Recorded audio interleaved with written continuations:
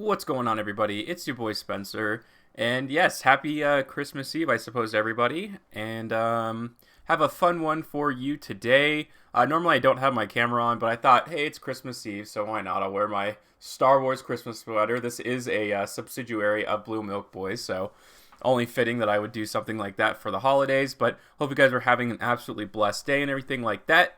But as the title suggests, let's just have a discussion because, on this channel, continually I've said that pure Egyptian God decks just cannot exist objectively. They're just not good enough. So I'm like, you know what? I have never built one myself since all the new support came out. So let me do it. Let me see what I can do with it. We'll go through the replays and I'll talk about it. I'll talk about some of the mistakes I made so that you guys don't make them as well. It's really important to me. Maybe some weird rulings come up too. I know there was a couple of those. And we'll just go from there. But here's the new Amazement archetype, which is pretty neat, I would say. I think this was, yeah, I mean, they do a bunch of stuff. He takes control of a bunch of my monsters. I actually do pretty well to work through Disruption, I think. This is the only card that is the reason this deck works. It's the new OCG card coming out, Pot of Desparity. Your extra deck literally doesn't matter. The only thing I do have it in my extra deck is a bunch of rank 10s, because you can make, or no, this was before. Ignore all of those cards. I basically just made them go into rank 10s. I wish I had Fist of Fate, but that's part of, like, just not being able to get access to it. There's no search card or anything like that. But still, I was able to summon 2 Egyptian gods in one turn. This is, you can't be targeted. Obelisk is still just a decent card, man. It's a good card in this format too, for sure. Monster Reborn is going to get Slime back, which is going to help me go into the Winged Dragon of Ra, although I think he does take control of it. I still get those tokens, but I'm going to tribute an Egyptian god. I think, isn't that a reference back to the anime on some level? Where he sacrifices his obelisk for a Blue Eyes White Dragon. Which is nice. I summoned all 3 of the Egyptian gods in one turn. So yeah, I mean, this is all of the Egyptian gods in one deck. I said it couldn't be done, and obviously when you're running pure, that becomes a lot easier. But this is the problem you'll come up a lot. I need this to be able to search, something that helps me search, like Thunder Attack or whatever. He's running a Kaiju deck. So a lot of the times, I mean, this deck it's not that good, man. It's just okay. This guy's got a really interesting deck, and if I didn't have Guardian Slime, I for sure would have lost quite easily. This card's really good. It just sucks, because I want to play Monarchs with this really badly. I truly and ultimately do. Pretty good draw at the top of the deck, right? Didn't even need the search. Get rid of that Armory Call. Yeah, it's just, it's so simple. If you're looking for a simple deck, man, I mean, this is what it's all about. Millennium Revelation, I still go back and forth. I've gone back and forth on it so many times. Total misplay by me here. Should have, so this is the first mistake I wanted to highlight through these highlights. With the Monster Reborn, should have grabbed the Guardian Slime, because then I can go back and get that search. Would have been the end of the game. Very lucky that it wasn't. This can't be destroyed by battle. And, yeah, this still counts as 3 tributes. It's pretty cool. There was a time where I experimented with not having the Winged Dragon of the Ra in the deck, but it just has the most support in terms of searching. And obviously, Ancient Chant also lets you tribute summon in addition to your normal summon, which is a really big deal. So you kind of just, you're forced to. There's nothing you can do about it. This is like some sort of weird trap deck. It's the Fankacritus. At the time, I didn't even realize. That is awesome, and I love to see it for sure. I don't know why I didn't set the Mirror Force there, but we'll see. A lot of these are going to be casual. This is another super spicy tech that I've added to the deck. Because you stack the deck a lot, like I've told you guys. And I don't have as much of a Dark Magician engine in this one. But still, let's say you have the True Name and Dark Magical Circle with Archfiend's Oath. That means you get to grab 2 cards off the top of your deck in addition to the a summon. And I wish I could go back here, but basically what he did, he activated Trap Tricks when I declared an attack. And he has Mirror Force, which is bad for me in some sense. But on declaration of attack, he activates Trap Trick, and then he sets it, but because the attack was already going through, he couldn't activate Mirror Force. So that was just an interesting, that was pretty much the main reason why I showed it to you, because it was such a straightforward duel, and obviously, you know, Legendary Knights isn't going to do anything. The reason I showed you this one, the guy essentially bricked, but in the same sense, Necro Valley and Summon Limit are some of the greatest, like, you know, just floodgates against certain decks, but it really doesn't do much of anything here. I am not able to tribute summon, which kind of stinks, but I see that he's running Necro Valley, so I'm wondering if he's actually running the Necro Valley cards. I stacked the deck, obviously, in my favor here. I'm trying to... Oh, it's a stun deck. It's a complete and utter stun deck. So, I would assume with Exchanging Souls, I would have the prerequisite things, because I don't even have to activate monster effects, because the Egyptian God Slime just counts as 3 tributes, so I could probably get around it if I needed to. I tried to go for the super flex here. Really, if he just had a monster, this would have been the game anyways, but he goes for the Storming Mirror Force. So even through all of this, again, all I have to do is survive to the battle phase, tag this out, go for a Metal Reflex Slime, and I can just go for there and eventually just go for game, which is cool. So yeah, just 2 interesting forms of interaction there. A couple of matchups against heroes. It just has a terrible matchup against trains, by the way. I don't really know what that's worth, but sure. Heroes are always just have the longest turns ever. I actually think when I was playing this duel, I went to go eat, and I prepared myself some food. By the time I came back, he was just finishing. So it's just never fun to me to play against heroes. Does have that Honest Neo, so you got to be really careful about that. So really what it comes down to is destroying your opponent's board before you ever attack. Which I would say is easier said than done, but it's actually quite easy. So what I'm hoping for with this hand is honestly just to get Thunderforce Attack. That would be ideal.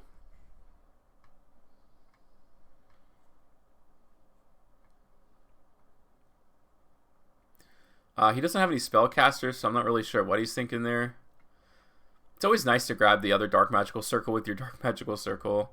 That was pretty good, right? To get the Exchanging Souls. I'm going to get the Slifer. He ends up surrendering. Nothing he can do about that. So that was fairly straightforward, but good interaction nonetheless. This is an okay hand. I mean, anytime you have Pot of Desparity. For a while, I was experimenting with putting the other Pot of card that banishes 6 face down, because you really don't use your extra deck, but when you run 2 of these in the same deck, I mean, you're really risking drawing into both of them, which is just what you do not want to do, because you can't draw, you know, obviously the same turn.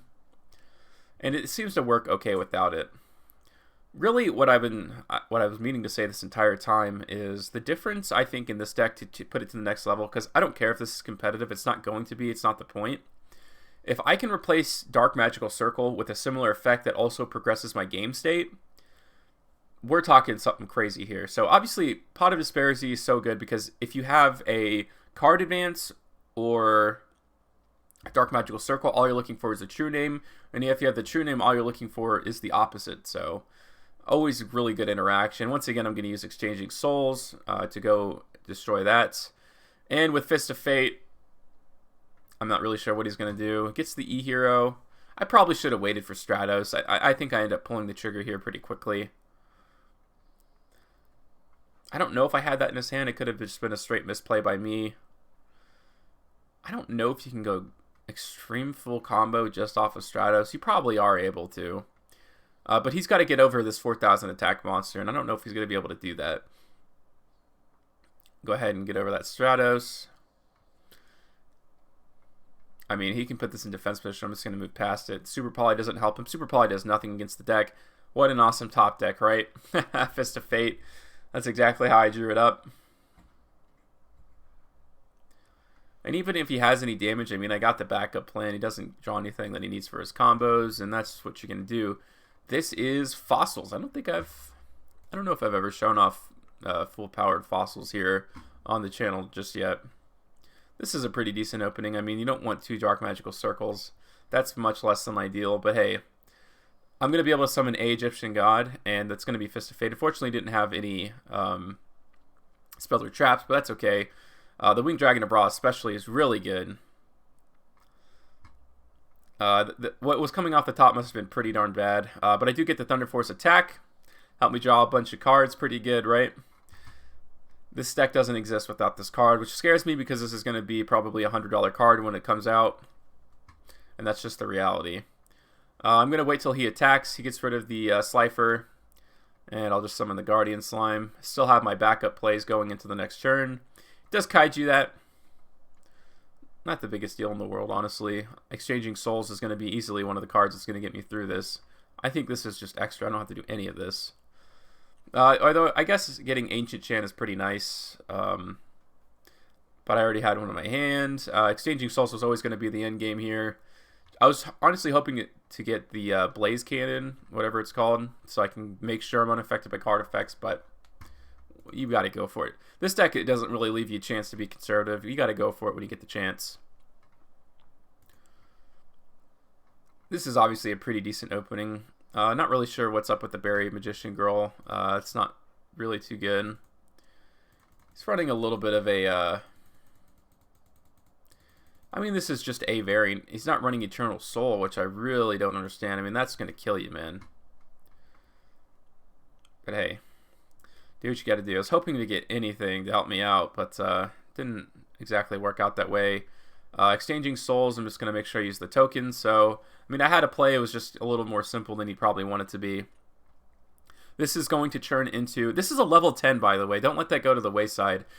Because if these two survive going into next turn... that means I can go into... I should have it now. Yeah, all these extra deck monsters, which is so cool.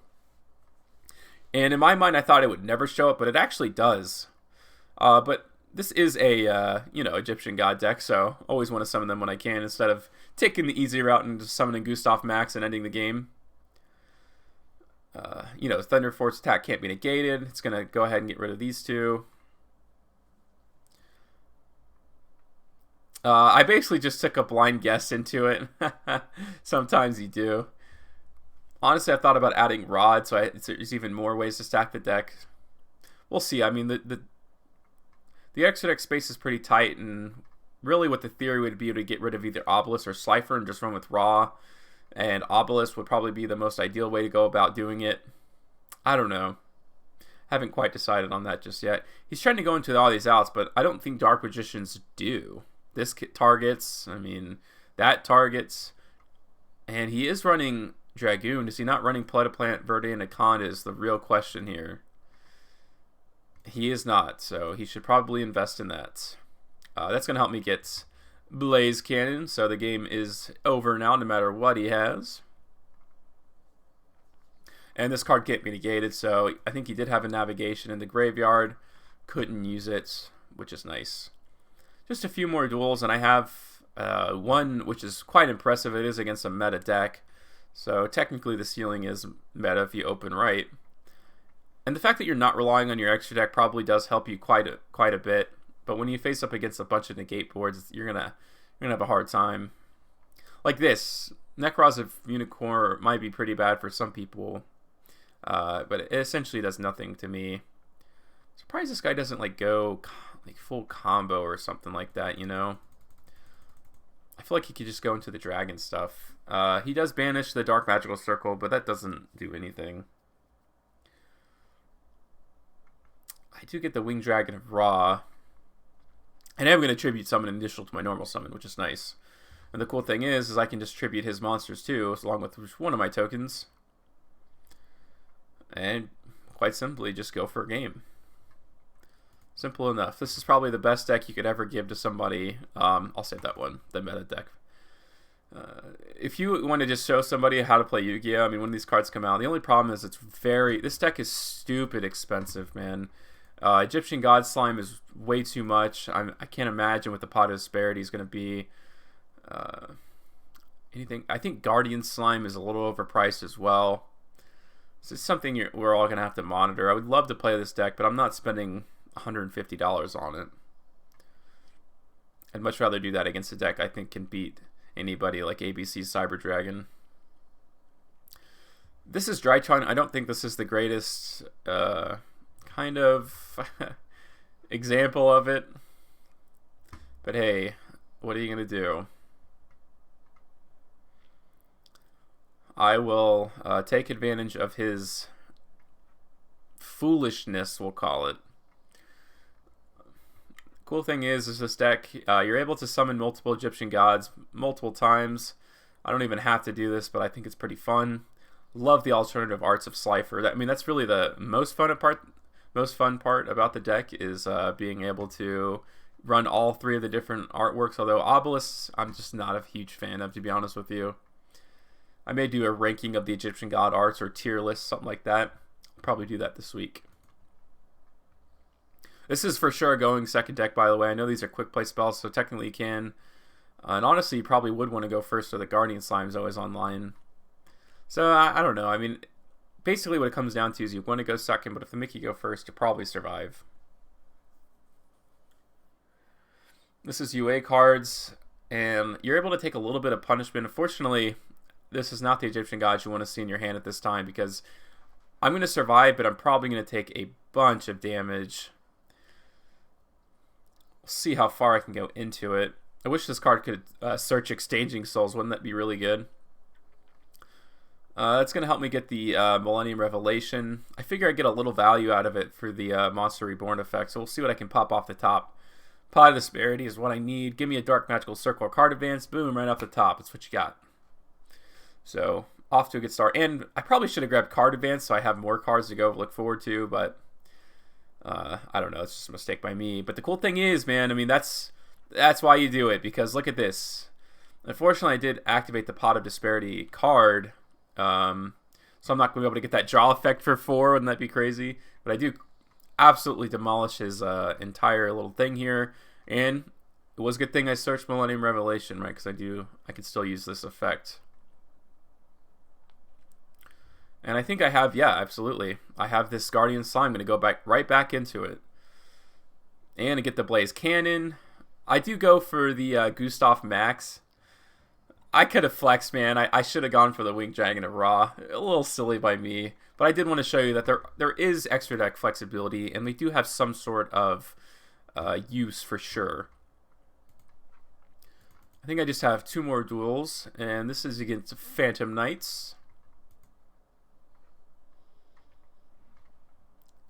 It looks like he doesn't have the greatest opening in the world here.